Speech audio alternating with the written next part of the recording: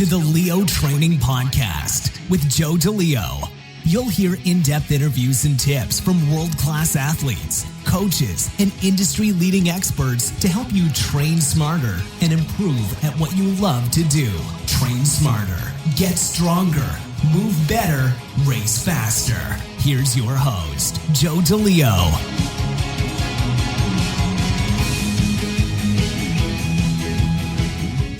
This is Joe DeLeo, and we're back with episode 20 of the Leo Training Podcast. Today's guest is Aleks Salkin. Aleks is an original strength instructor and Strong First Level 2 kettlebell instructor. Aleks focuses on helping busy professionals get leaner, stronger, and healthier with reasonable training and rational eating to achieve radical results. Just a quick note, we had some technical difficulties during this episode, so you'll hear a break in the audio in the middle of the episode as I had to splice two separate files together. Now let's roll to episode 20, Expressing Your Strength Through Bodyweight Training with Aleks Salkin. Aleks Salkin, welcome to the Leo Training Podcast. Thank you so much for taking the time to come on. Really looking forward to having you here and you sharing your expertise and knowledge. Thank you so much for having me. I really appreciate it. Absolutely, man. You're been following your work on the internet, Original Strength, and the Strong First forums and on social media and stuff. So we got some good material to cover between kettlebells and body weight and everything. So it'll be good. It'll be really good. Thanks, man. I'm honored. Yeah, me too. So let's just kick things off. Why don't you take a couple minutes, introduce yourself, talk a little bit more about your background and your entry point and journey into fitness and health and strength. All right. That sounds good. Well, this is a story that goes back quite a way, so I'll start off with the introduction. Hello, I'm Aleks Salkin. I am based out of Jerusalem, Israel, and I do a fair amount of traveling to teach as well as to learn.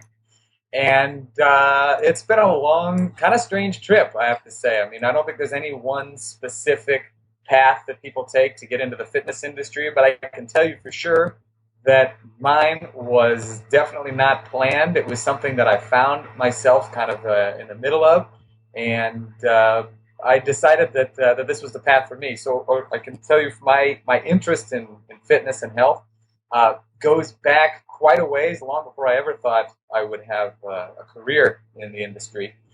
When I have to say, probably my earliest memory of wanting to have any level of fitness beyond the activities that my parents put me in as a kid was from probably when I was in a single-digit age. I don't know exactly what, maybe 7 or 8.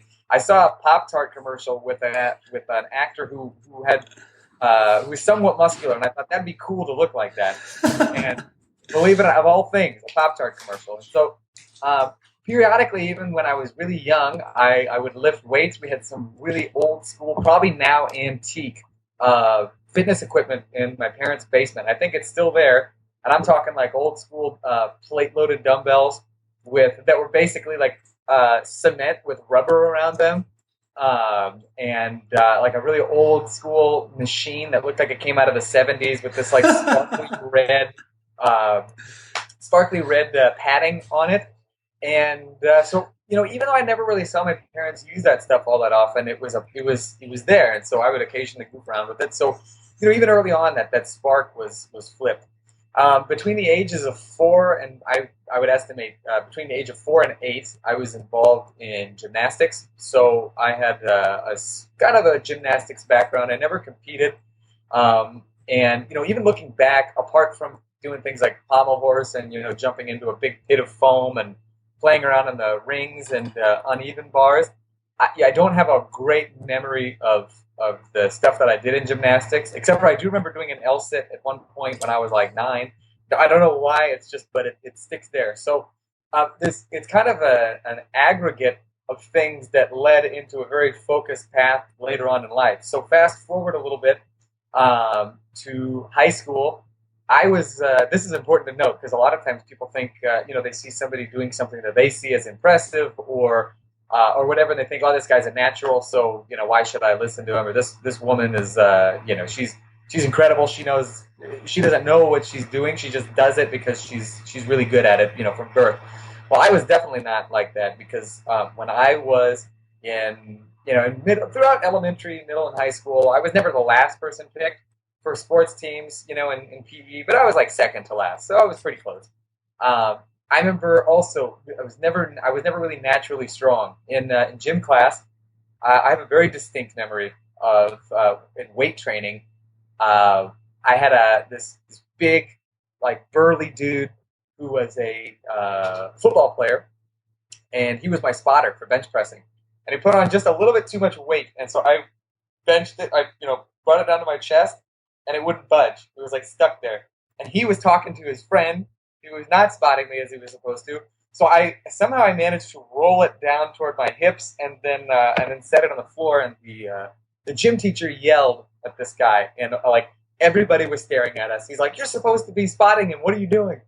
And even though Aaron, the guy who was supposed to be spotting me, felt embarrassed, I think I felt even more embarrassed. I felt like everybody else was bigger and stronger than I was, and I really didn't know what I was doing, how to get to where I wanted to go. And so fitness was something that I always wanted, but never knew really how to attain. And barbells and dumbbells, as plentiful as they were in school and in various other settings, were things that never really spoke to me, and they never really seemed like they had the answer for me. And they're great tools, but it was just something that seemed like it was too oblique for me to understand. Later on, I was very fortunate to, and this is starting to get into where the path, my own path into the fitness world gets much more focused. I did martial arts for a few years, Muay Thai, Krav Maga. I really enjoyed that, and that was kind of my first original love in terms of physical expression as semi-adult. I was about 19 when I got into it. And in 2008, a friend of mine in a Spanish class in my university, he was always talking about these things called kettlebells and how awesome they were. And this guy named Pavel, who was this badass from Russia, or Belarus, actually. And I know how he's this Soviet just ninja when it came to strength training. And I looked him up. He's this really skinny-looking guy. I was expecting a bodybuilder, because that's what everyone expects when they think of a badass, and they don't know anything about physical training. And one day, I had never really had any interest in weightlifting at this point, or especially not kettlebell training. So I just kind of politely listened and didn't really pay much attention to it. But one day, it was around April, I think. So it would have been almost 8 years ago that this phone call happened. He called me up, and his name is Drew Christensen. I got to give him a shout out because I really appreciate, this phone call he gave me. He said, "Hey man, you want to come over and do a kettlebell workout?" And to this day, I don't know why, but I was like, "Yeah, okay." So got in my car, headed over to his place, and the details of the workout are still kind of a blur. I don't exactly remember what we did. I remember putting the kettlebell over my head in a variety of fashions. I remember him showing me the Turkish getup, which, by the way, is not the Turkish getup that you and I know and love, but our interpretation of the Turkish getup from having skimmed Enter the Kettlebell. Showed me the swing, and it was that oil stained driveway, that awkward shaped weight, and that very eye opening experience that led me to say, you know what, this might be that missing link. This is the key that I've been looking for all along, and I didn't even realize I was looking for it. So for a couple of years, I got some kettlebell instruction from a trainer in town who was certified through Pavel's previous organization. His name's Scott Stevens. He and I are still good friends. And I ultimately made the decision 2 years later to go through Pavel's certification, which is now known as Strong First. And that was about almost 6 years ago. And so it started off as a personal challenge to myself to measure how far I'd come from my humble early days as a geek and a dweeb who felt kind of awkward in his own body, to being a geek and a dweeb who felt like he knew how to handle himself. And I never really expected to become a trainer per se. I just wanted to go through the course and learn all I could from Pavel and learn about this hobby that I'd fallen so deeply in love with. And then through a series of very strange events, people started asking, "Hey, okay, so you're certified with this kettlebell training now. Can you train me?" And again, I don't really know why I said yes, but I was like, yeah, sure, okay, let's do this. And I started training a few people while I was working part-time elsewhere and finishing up my degree, which is not in anything physical training related. It's actually in English writing and linguistics. And I found out that I liked it. I was good at it. I found it both intellectually stimulating and challenging because I had to learn more than just kettlebell techniques, but I had to learn how to get other people to love this, and not only as a discipline, but also love the overarching principle of self-improvement and wanting to make a change in your life and really enjoying the process, which is something that still challenges me today, but is something that I have much better experience with. And in time, because I found that it was something that was so stimulating and so enjoyable for me, I decided that maybe job involving English writing and linguistics wasn't for me, and what I needed to do is crush weakness all the live long day, and that's what I've been doing ever since. That's awesome. I love that. That's awesome. I think that's really cool. Definitely, as somebody who doesn't have a exercise science or physical education background or degree, I can definitely relate to that. But I will say, in terms of the degree, it definitely, now that you mention it, and having read several of your articles on your website for Strong First and then on Original Strength, it's very clear that you're a very good writer. Thank you. Yeah, and you have a very very good style and a great sense of humor in your writing too. So thanks very much. You're welcome. It's cool. I really appreciate it. So I'm going to be posting in the show notes. I'll include some links to the articles that you've written and stuff. Great. Thank you. Yeah, you're welcome. So let's kind of talk a little bit more about you pursued the first certification, SFG1, and then you have the second level 2, and then you're also an SFB instructor, and then you also have a original strength certification, and you teach for them too, correct? Correct. So why don't you talk about kind of how you started getting into those a little bit, and then we'll go from there. Great. I'll make one quick correction. I did have an SFB certification, but due to my geographical location, living in Jerusalem, where there's really not a very easy way to recertify, it has lapsed. I still think it is an awesome certification, and that everybody else should not let theirs lapse when they get it. I have every intention of recertifying because I really liked the certification. I went through it actually before it was even called Strong First Bodyweight. It was called the Naked Warrior certification. And when you got your credentials, it was Specialist in Bodyweight Strength. So this is a certification that was done by Pavel with the organization that he previously worked with. And it was incredible. And I'm sure that the curriculum has been updated even more ever since then. So for those who have not gone through it, I highly recommend that you do, because it's being headed by Karen Smith, who's a master SFG, and she's in charge of the program. She's the chief SFB. It's fantastic. I've learned a lot from Strong First in terms of bodyweight training, as well as a variety of other sources. But I don't want to take credit for having the certification since it's lapsed. But I do want to encourage anybody who's not taken it, that they absolutely have to take it. But yes, otherwise, that is correct. I'm an SFG level 2 and an original strength instructor as well. Awesome, man. Yeah, I'm going to the certification in 2 weeks. Can't wait. Man, you're going to have a blast. I'm serious. It's really eye-opening certification. Yeah, I did the course about March 19th, so about 4 weeks ago. The course was fantastic, but the certification, I know we're going to get deeper into the material, so I'm really looking forward to it. Yeah, and bodyweight training is the sort of thing that you can dig so deep. I mean, I think with a barbell and a kettlebell, you can dig very deeply as well, but because bodyweight really involves getting in touch with your ability to create something out of nothing, so, such as tension, there are a whole bunch of new layers of mastery that are required to do that have an amazing carryover into all sorts of weight training. And you absolutely owe it to yourself to learn those layers and see how it improves not only your body weight training, but your barbell and kettlebell training as well.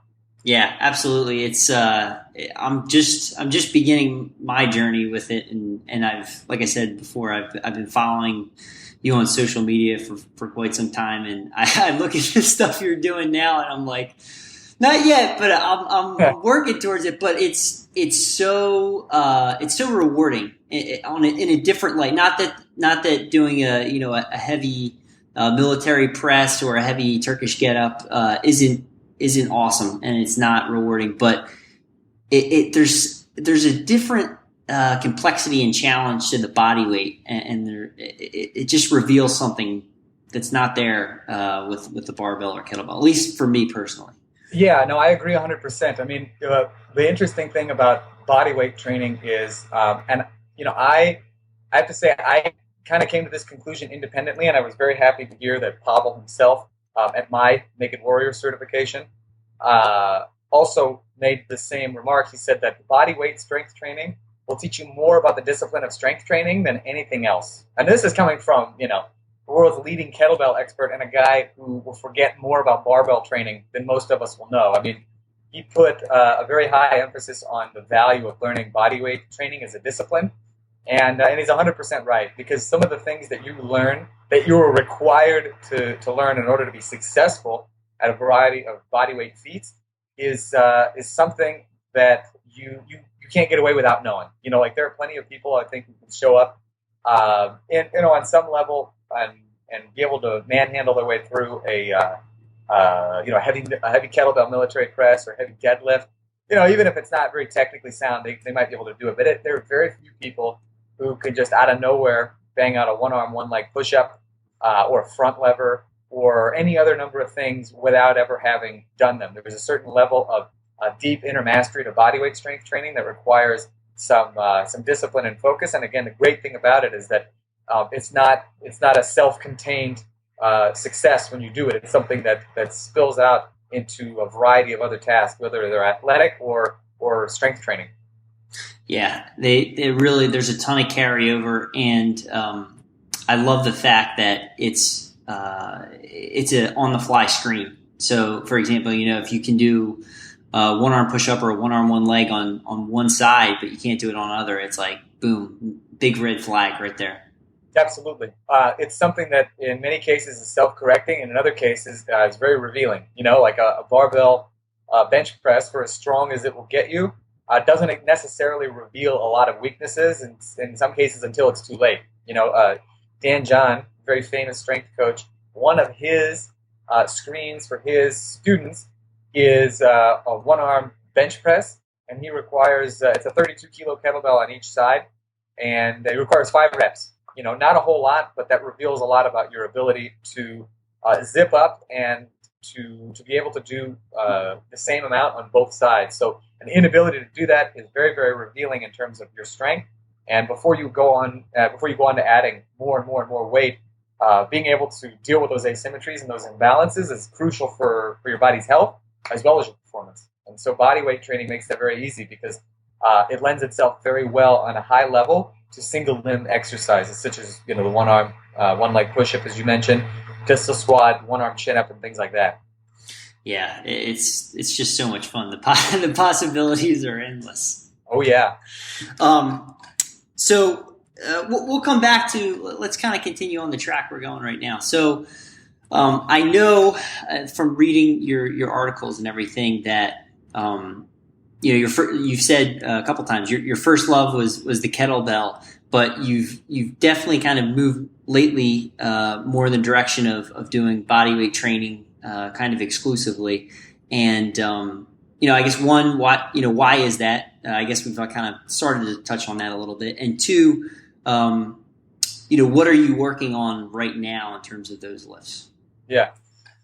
So I it wasn't really necessarily by plan to move toward body weight only training. And for the record, I also don't think that that's a superior form of training necessarily.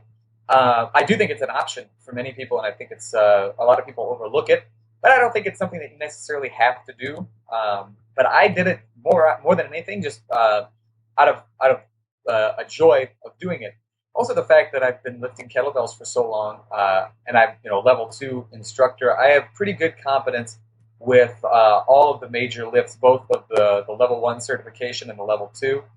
I wouldn't necessarily say that I'm at a level where I don't need to improve anymore, but I'm at a level where getting back any skill that, let's say, I allowed to get rusty is something that wouldn't take so long. And what I really wanted to do was explore the ability of a lot of these body weight movements to have a carryover into kettlebell training, into barbell training, and into other forms of strength training and physical expression. And so a lot of it just had to do with just seeing how deep the rabbit hole really goes. We talk about how bodyweight training is one of the best ways to understand the discipline of strength training. So, what better way than to test your mettle with your bodyweight only and see how you stack up when the time comes to pick back up the weights. Awesome. So, what you've definitely progressed. Like you've been able to do a one-on-one leg push-up. You do pistol squats, hanging leg raise. So, what are you working on? You're kind of at another level right now. What are you working on currently? In this case, it's more like what I'm reworking on because at the moment I'm preparing for my level 2 recertification. So a lot of bodyweight stuff has had to take a little bit of a back seat to the kettlebell training. So I've had to pick that back up again and rebuild, not necessarily rebuild, but dust off the skills that I previously worked on. Make sure that everything is up to snuff. But when it comes to bodyweight training, I really like the levers, and I like such as a front lever and back lever, and both of those are pretty rusty for me at the moment. And also my handstand skills, believe it or not, are a little bit rusty as well. And so for me, I really like those. I also, oddly enough, have started to gain a fondness for the high rep movements that I previously kind of ignored. And so I'll split it into two categories. So on a brute strength level, getting reacquainted with my skills in the front, back lever, and all the progressions that go along with it, as well as the handstand, which has decreased significantly less than the levers. Those are some things that once I finish my level 2 recertification requirements, I want to go back and revisit.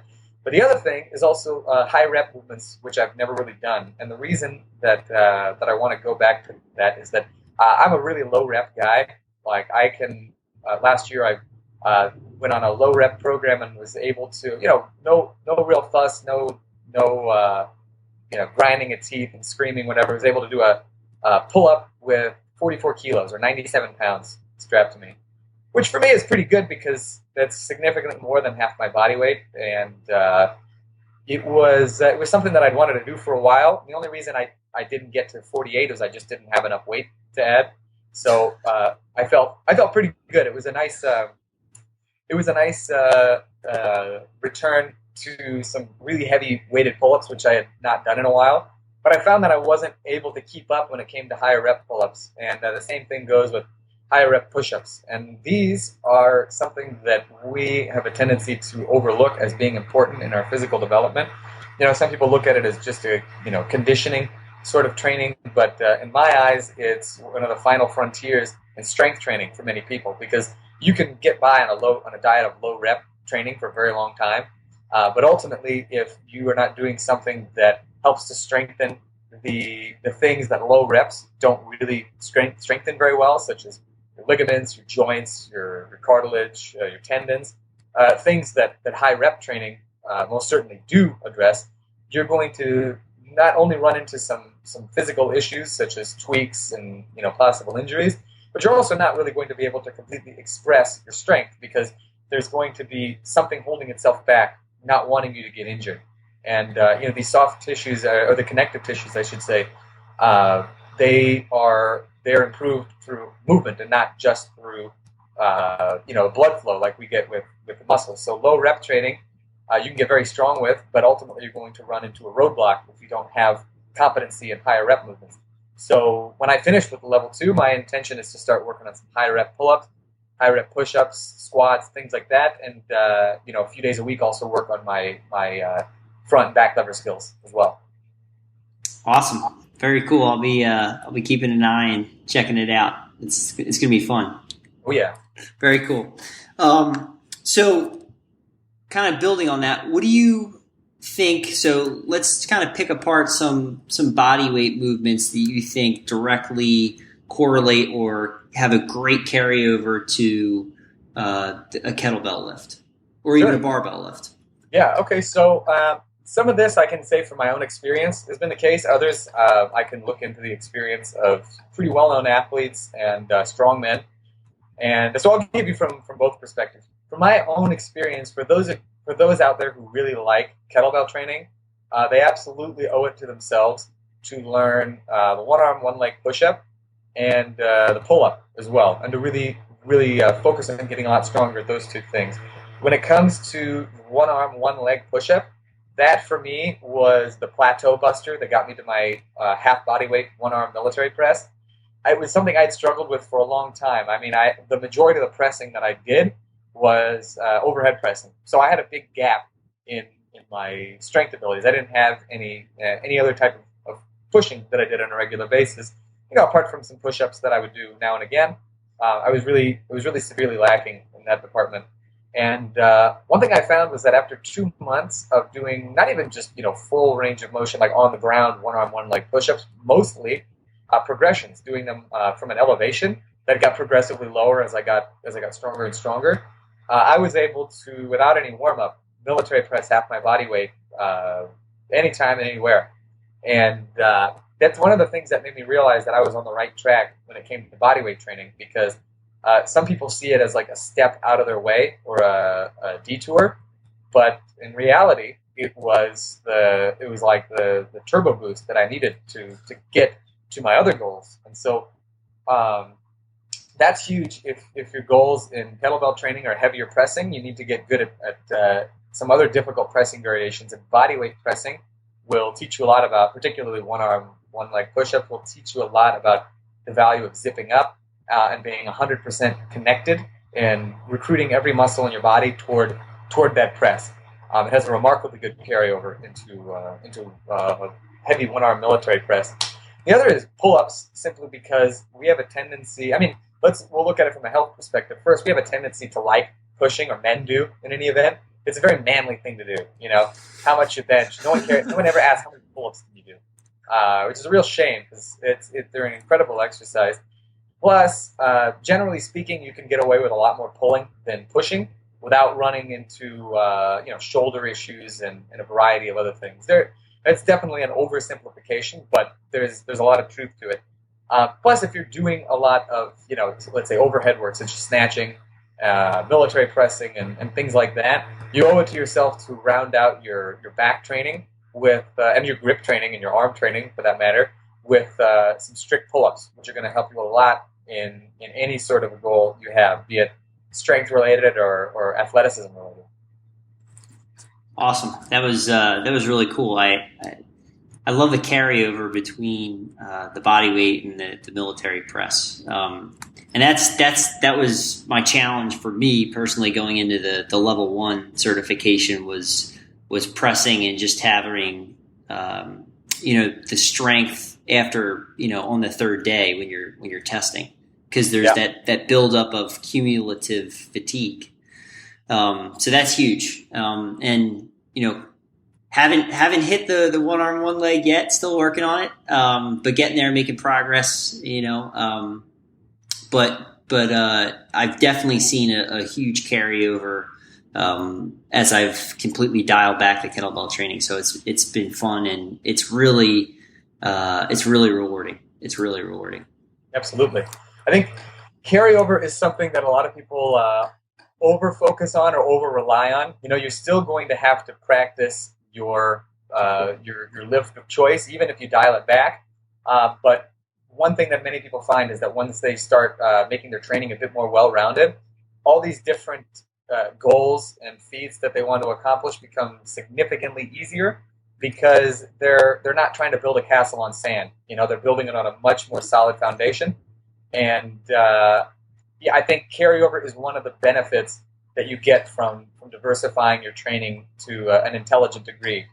So mixing up barbell training where appropriate, kettlebell training, and bodyweight training, as well as movement training, is something that helps you to become a lot more well-rounded and really shortens the path toward your goals in we'll say in a non-voodoo sort of way. There are a lot of products and stuff like that out there that claim to be able to show you a shortened path. But if you want a good old-fashioned shortcut to your goals, it's simply to get better in other areas. In many cases, body weight is very often neglected, but is extremely powerful in getting you there. Love it. That's awesome. That's a great point. So let's segue a little bit. Let's talk a little bit about original strength. I got to give a shout out to our mutual friend Mark Limbaga. Oh, of course. Yeah. So Mark's kind of helped me along the way with some of my programming for the SFB, and he put me on a nice healthy diet of crawling. Yeah, I figured he would. And so the first standard is built, surely build up to 5 minutes of continuous forward, backward crawling.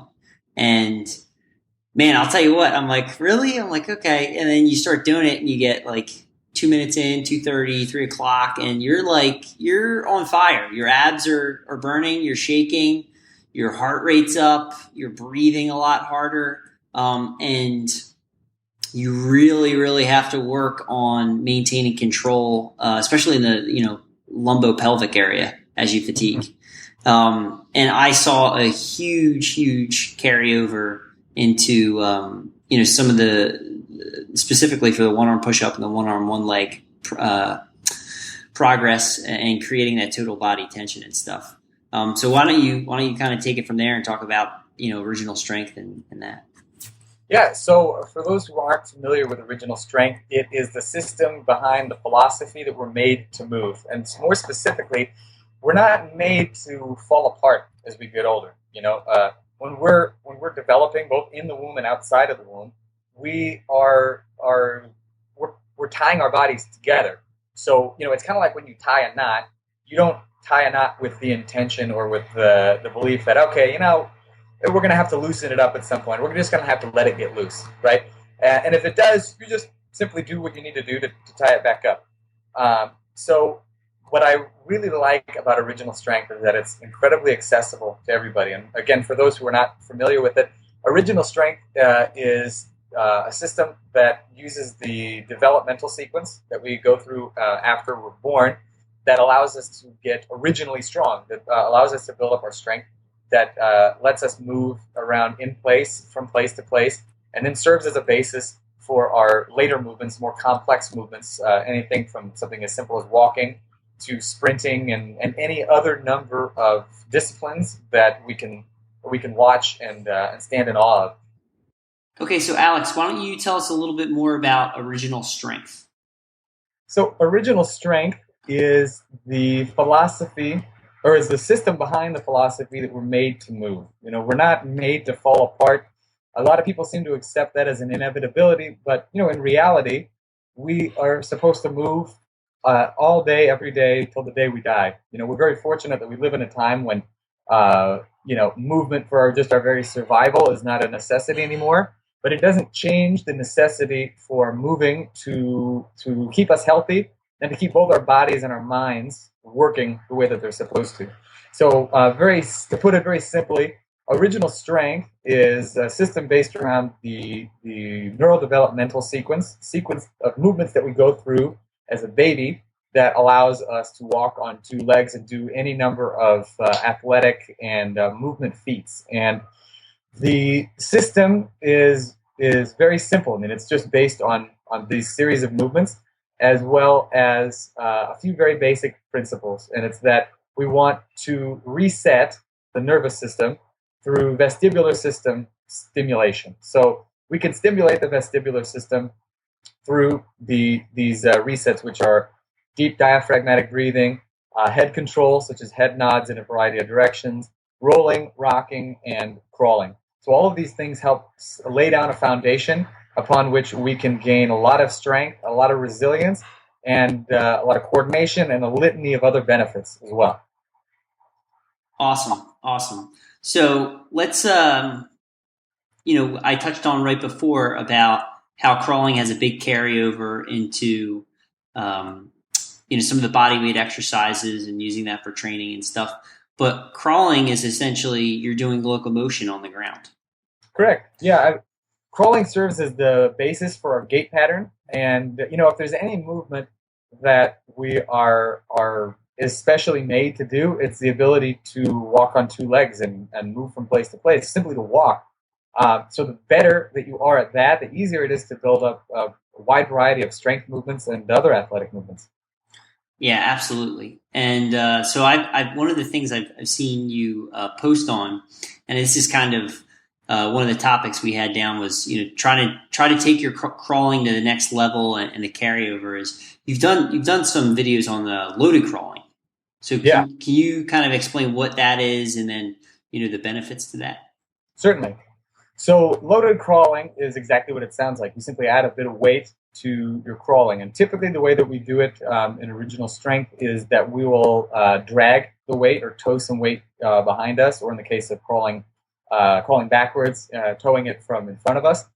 And the idea is that if your body is prepared for it and you've spent a good enough amount of time building up your competency in some standard crawling, on your knees, with your knees off the ground, things like that, adding a bit of weight helps to really intensify the benefits that you get from crawling, such as stimulating the vestibular system and improving your reflexive stability in your body's gait pattern.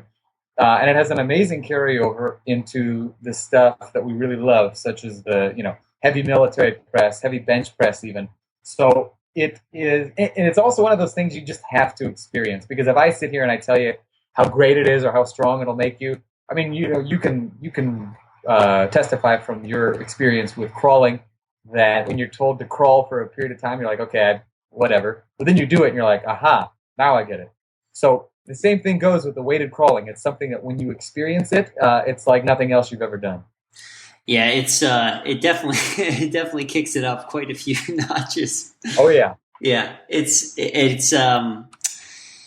I guess one of the best ways to put it reminds me of like the first time you do a really, really heavy get up, and like you get done and you park the bell back on the floor safely, and it's like you have that very high neural load because you just got to be totally on the entire time you're doing it. Absolutely. Yeah, and with a get up, you can also sometimes fudge your way through certain things because it's one of those things that even though it demands a lot of you, you can kind of cut some corners until it gets really heavy. But with crawling, because the big majority of the benefits are the reflexive strength that you get out of it, meaning your body's ability to anticipate and react to the movement that you're doing by turning on the right muscles at the right time in the right sequence. There's no escaping it, right? Like you do it and you feel it right away. It's something pretty incredible. Yeah, it really is. It has a ton of carryover, and it's a lot of fun too. And the great thing is it's a great way to just warm up at the beginning of a session. Absolutely. I've gotten into the habit of doing an extended original strength warm up before my regular lifts or bodyweight training. And because it really turns everything on in a manner of speaking, it allows you to get a lot more out of your training with a surprisingly little amount of fatigue. In some people's cases, you run the risk of doing too much in your warm up, and then you run out of time for the rest of your stuff, or you overextended yourself in depending on the nature of your warm up. But with original strength, it really just wakes you up and gets you ready to move, and allows you to get to work much more quickly and much more efficiently. Yeah, for sure. I've definitely felt the same thing in my training.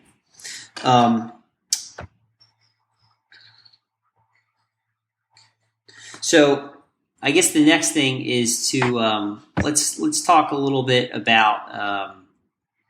Well, actually, I was going to go into the rapid fire questions unless there was anything else that you wanted to cover. No, I mean, I'm sure whatever you want to, whatever's on your mind is probably going to come up in the rapid fire questions. Okay. So, anything that I could go and expand upon regarding crawling, and there's a lot to talk about for sure. I mean, we're definitely covering it, in a nutshell here. I'm sure it'll come up later on during the rapid fire questions. So fire away, my man. All right, awesome. So the first question is, given your current knowledge level and experience, if you could go back in time about 10 years ago, what advice would you give yourself? You mean in terms of physical training? Yeah, anything. It could be physical training, or it could just be, life. Any of those. Sure. Okay. So in terms of physical training, I would definitely tell myself to stay the course, and also don't wait until you're ready to introduce the things to your training that you really need. I think it's important to be entertained when you're training. A lot of people kind of poo-poo the need to enjoy your training, or the need to have some sense of entertainment. But I do think you have to derive some sort of joy from it. But you also really need to make sure that you are doing something that's going to help get you closer to your goals. So that the next thing then would be to define a set of goals and get a qualified trainer to help you, somebody who's been there, somebody who's helped other people get there. Get that person to help you as well, regardless of the cost. Awesome. All right. What's your personal favorite strength training exercise if you had to pick one? Wow. That's a awesome question, because there are really a whole lot of them, and it's hard for me to narrow it down to one. But in terms of just strength training, I really like pull-ups, because I think that they're really a great equalizer for a lot of people, because it's relative body weight strength, right? And whereas opposed to a deadlift or snatches, snatch, for example. I'm giving the example of the lifts from the Tactical Strength Challenge.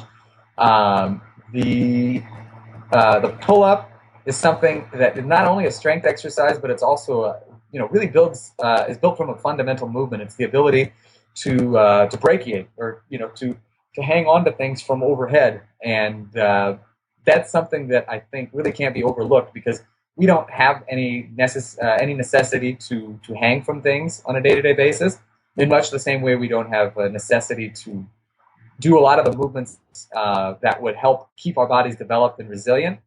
But if you were limited to just one bodyweight strength exercise, I would definitely say that the pull-up is something that would be great, because it fits into just about everybody's program, and it'll make you better at things you didn't even think it would help with. Very cool. How has your training changed today compared to 10 years ago?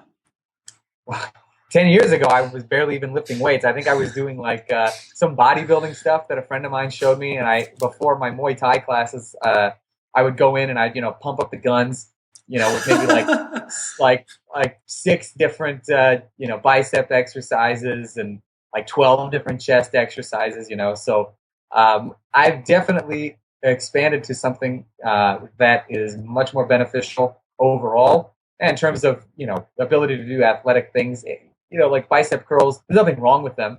But if you're looking for something that's going to help you develop yourself as a whole, and not simply, pigeonhole you into one very narrow and very specific movement, it's night and day difference. I was doing kind of the average American, pump and preen workout, and now I'm really focused on strength and performance.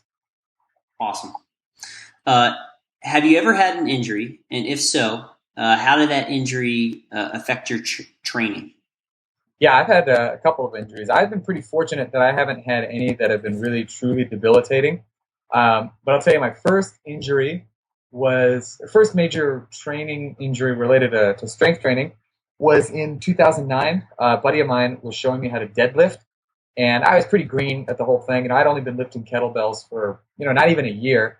And so I didn't put as much focus into the technique as I should have. And he showed me some great technique. But I noticed the next morning I woke up, my shoulder kind of bugged me, and it kept bugging me for ages. And to this day, I'm pretty sure I'm the only person I know of who's hurt his shoulder deadlifting. I mean, it's typically not an exercise that I'm aware of that causes too many shoulder issues. And I kind of let it sit like that and changed my training up for about a year, until after I signed up for my kettlebell certification course. And I went to go see a sports physical therapist or a sports doctor, a sports medicine doctor, and I got an x-ray, and it turns out I had a frayed labrum in my right shoulder. The labrum is kind of important, So he sent me to a physical therapist who did a lot to help me to strengthen up in some ranges of motion where I was really deficient. And, in time, I was able to train with the kettlebells pretty normally. And oddly enough, at that point too, I found that simply diversifying my training was one of the best things I could have done. The physical therapy was important, particularly for opening my eyes to the need to have a more balanced development. But oddly enough, it was the heavy repetition training that was the most helpful for me. More than anything, it was doing a lot of high pulls with a kettlebell did wonders for my shoulders. And it came to a point where, even after physical therapy, I'd wake up and I had my shoulder wouldn't feel great, but technically it was stronger, based on the measurements that were taken in the office. But after, I would say maybe a good couple weeks or months of doing a lot of high pulls in my training, I realized I didn't have any shoulder pain anymore, and my shoulders felt great. So, but it still altered the way that I trained, because at this point, I was much more focused on the long term, because now I realized, if I screw up my shoulder again, or I screw up, something else, I'm going to have a really short-lived career. So that was one of them, and that was relatively minor. I had another one in 2011 where I was, how should I put it? I made a makeshift set of gymnastics rings out of some old martial arts belts and some PVC pipe and some chain, which, that should just tell you right there what was about to happen. I was too young to have considered it, or dumb, or whatever, I don't know.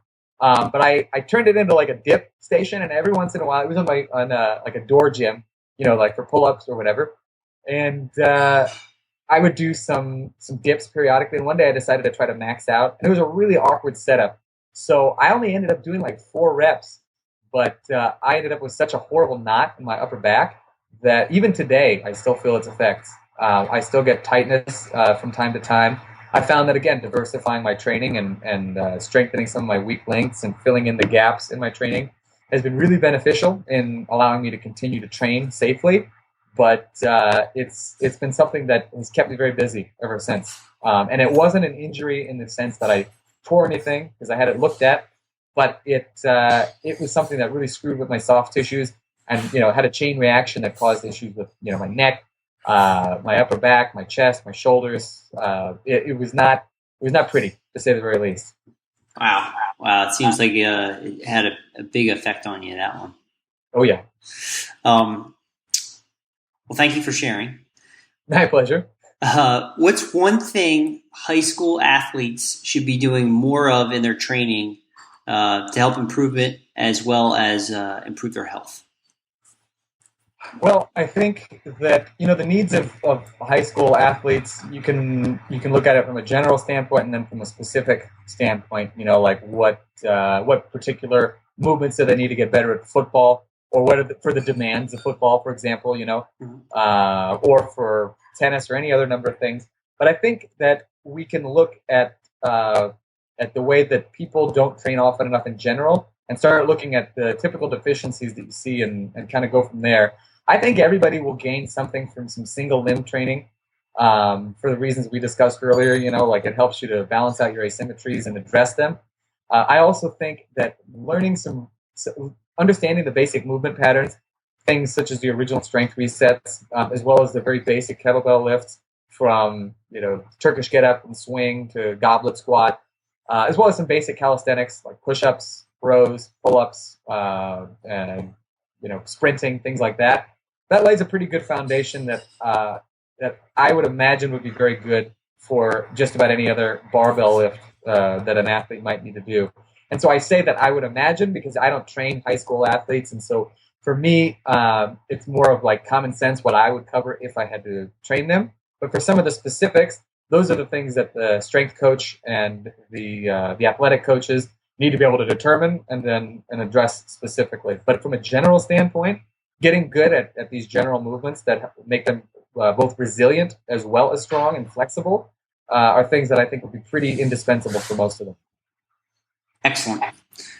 What's your best tip to help improve recovery after a training session? Go to bed. Sleep. Yeah, in terms of a post-training recovery, immediately afterward, I'm not 100% sure. I always make sure that I get a good meal in afterward, and that's really important.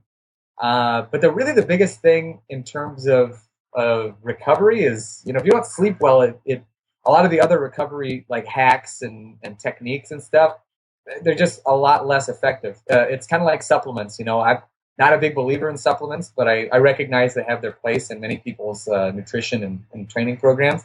But most people just aren't getting 8 hours of sleep, and I'm guilty of it from time to time. But I can always tell that my training suffers when I don't recover well enough.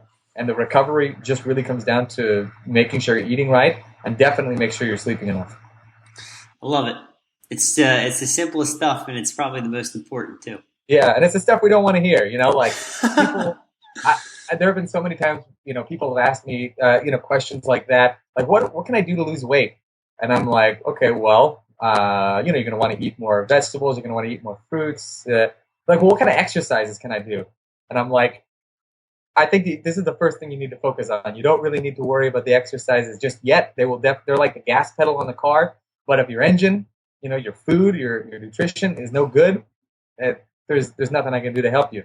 It's very easy to try to find like a quick fix, but the quick fixes are rarely quick and they're rarely fixes. You need to make some serious changes when we want to, improve our recovery or improve our leanness or strength and things like that. Absolutely. Final question. What's one book everyone should read? Wow. One book for anything, or are we talking one book for training in particular? How about you pick one each? It's fine. Okay. I would say one book that you should read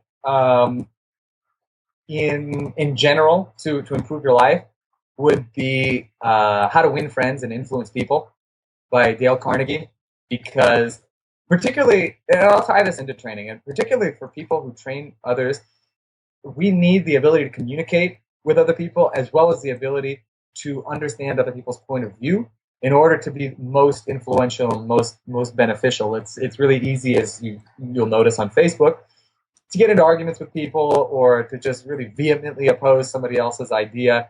But really that just kind of drives people away. And in the best way that we can help others and be influential in their lives, making an improvement on their lives, as well as in our own businesses, interpersonal relationships, is knowing how to do that to begin with.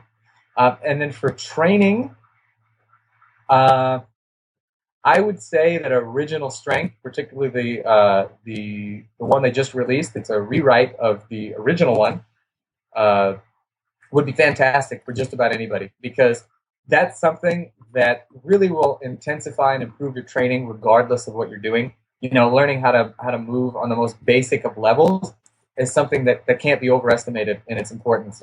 So I don't think it's necessarily the only book you'll need to read, but it's definitely one book that everybody should read for the purpose of their training. And then you can just gaze and be amazed at how much your training has improved over the course of weeks and months and things like that. Awesome. Yeah, I have that one myself. Took me about 36 hours to read it.